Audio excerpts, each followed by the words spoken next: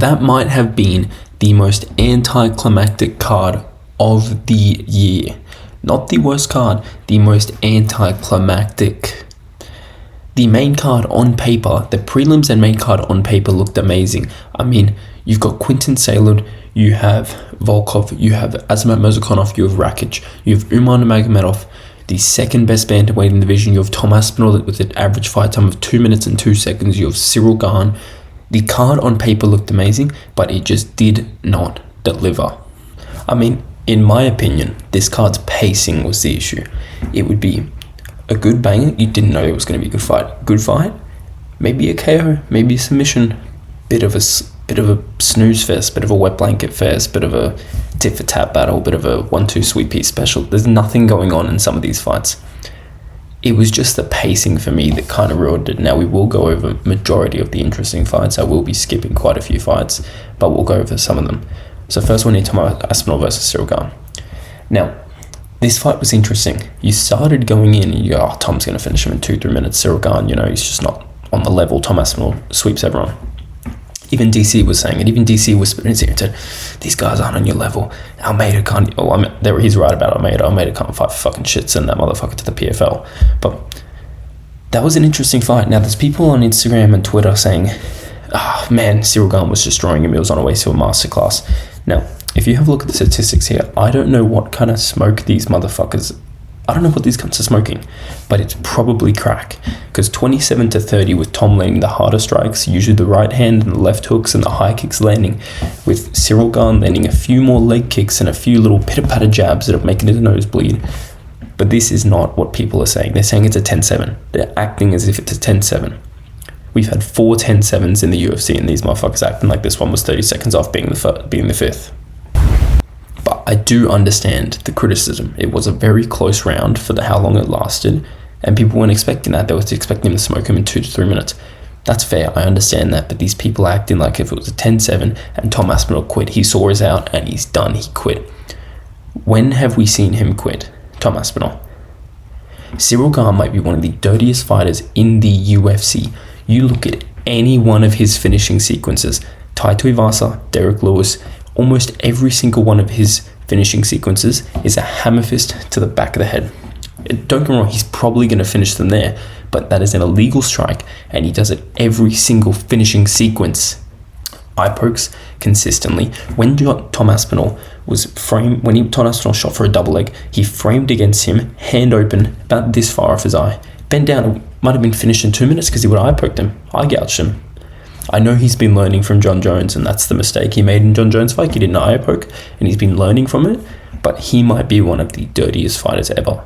Anyway, the fight was interesting, but people are acting as if Tom Aspinall's a fraud. You cannot be a fraud this far in your career. Who cares what the scorecards would have been?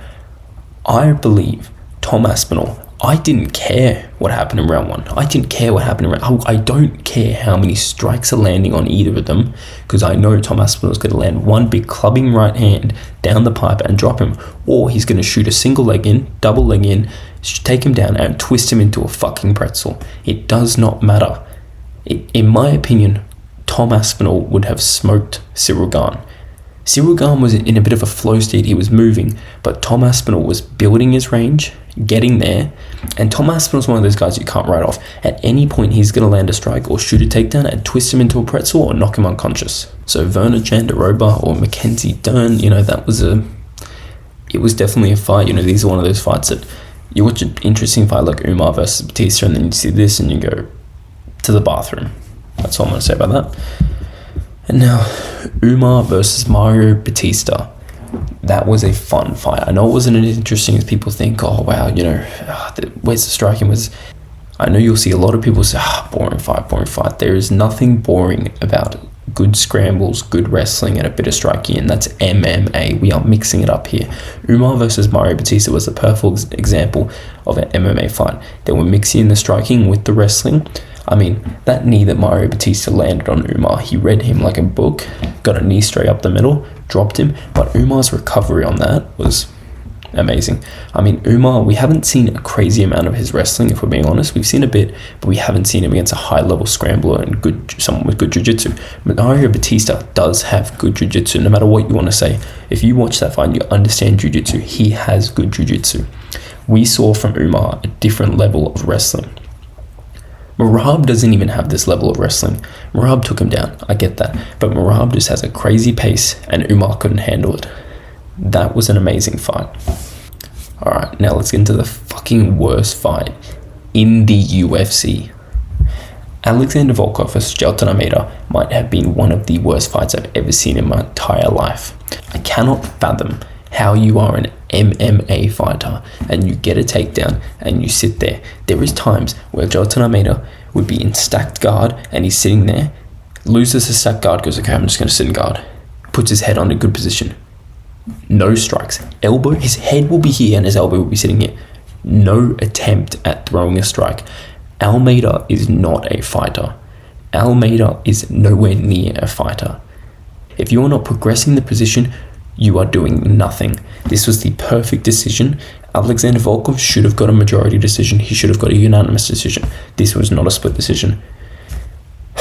Jailton Almeida might be one of the worst and least entertaining fighters I've ever seen in my entire life. I'm happy the Volkov won, but I'm so happy Almeida lost. I mean, it did look like Volkov didn't have the urgency when the takedown was shot. He kind of accepted it. There was no urgency of shit, I gotta get my hips back. There wasn't an urgency in it. And when he would get his butterfly hooks in or he'd turn his hips out, there wasn't an urgency, okay, I'm gonna scramble up here. I mean, in the first round he did, but as soon as we reached round 2 and 3, there was not much urgency from Volkov to say, okay, I'm going to try and get up now. But great decision. Volkov did win that. Almeida, send your ass to the PFL or the regional scene. Get the fuck out of the UFC. Rakić versus Azamat Murzakanov, the density maxer. Rakić is on a 4-fight losing streak now. He hasn't won since Blachowicz versus Israel Adesanya in 2021. I think Rakić is done, man. Murzakanov is the dark horse of the division. He is the boogeyman of the light heavyweight division. He looks slow.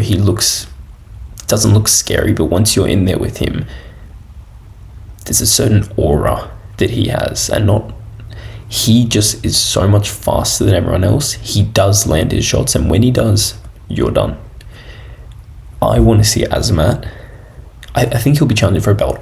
I want to see Azamat versus the odd man out, or whoever isn't matched up. We've got a lot of movement in the division. We got Khalil Roundtree, we have Yuri Proska, we have Olberg, we have Ankalaev. They will be booked. One of them will be booked for a title. The other two will fight each other, and I want to see him versing them. He needs to step up in the rankings. He's been fighting down quite a bit. I know this was a little bit step up. I think Azamat was 11, Rakić was 7, but I want to see him. One more fight and you're in a title contention. One more fight, then give him a title challengers fight. Give him a number 1 contenders fight. With that card out of the way, I mean, now we might have one of the best fight nights we've ever had in the UFC. This is a historic card in the Apex. I mean, nothing gets me more excited than waking up on a Sunday morning in Australia at about 7 a.m. to watch Garcia versus Omna in the Apex. I mean, you just take a look at this card and it is a hardcore fan's dream, you know. I mean, I'm extremely excited for this one. Obviously, I'm just fucking kidding. That fight night might be one of the fucking worst fight nights I've ever seen. Dana White is doing meth in his fucking basement while speaking to his fight team on Tuesday about the matchmaking and how he's going to do these cards. It is pathetic. But anyway, that is my rundown for UFC 321 and a little bit of a preview of the best fight night of the year. I mean, who's not excited to watch Steve Garcia versus David Omna? But I will see you guys later.